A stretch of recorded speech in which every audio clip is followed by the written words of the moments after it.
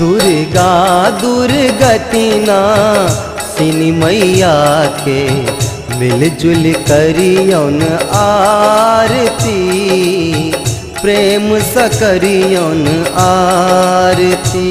दुर्गा दुर्गति नाशिनी मैया के प्रेम सो करियौन आरती, प्रेम सो करियौन आरती। महिषासुर मर्दिनी नमो नमः, असुर विनाशिनी नमो नमः, चंद्र घंटिका नमो नमः, ब्रह्मचारिणी नमो नमः। महिषासुर मर्दिनी नमो नमः, असुर विनाशिनी नमो नमः, चंद्र घंटिका नमो नमः, ब्रह्मचारिणी नमो नमः।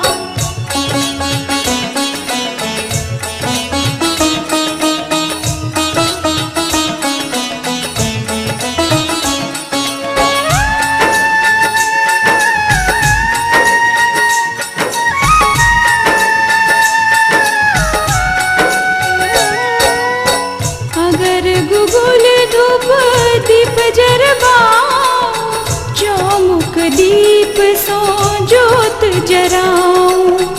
अगर गुगुल धूप दीप जरवाऊं, चौमुख दीप सा ज्योति जराऊं। महिषासुर मर्दिनी जगदम्बा के मिलजुल करियन आरती, प्रेम स करियौन आरती।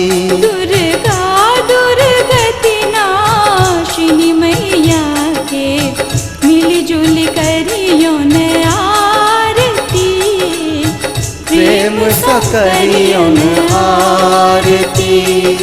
दुर्गा देव्यै नमो नमः, चंडिकायै नमो नमः, विंध्यवासिनी नमो नमः, कालिकायै नमो नमः।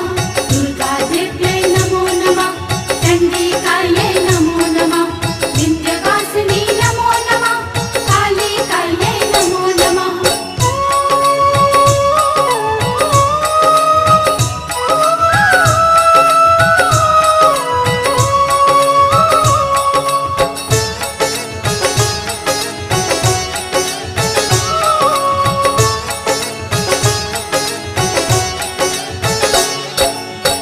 फूल नैवेद्य दियन और दियन माला, चुनरी उड़ाओ माँ के दियो जयकारा। फूल नैवेद्य दियौन और दियौन माला, चुनरी ओढ़ाओ माँ के दियो जयकारा। ऊंचे ठक महारानी मैया के सखी सब करियौन आरती, प्रेम स करियौन आरती।